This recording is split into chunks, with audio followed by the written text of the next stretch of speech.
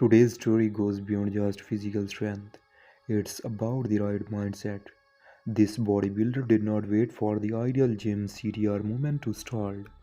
Instead, he created his own training space in nature, where each sunrise motivates him to push his limits, while others find excuses.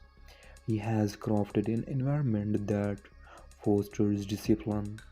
His home gym represents more than just equipment, it embodies his dedication. Every aspect of his physique tells a tale of perseverance.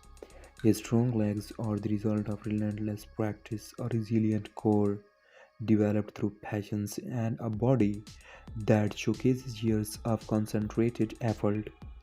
Everything about him is essential achieved through time, sacrifice, and the determination to show up even when enthusiasm wanes.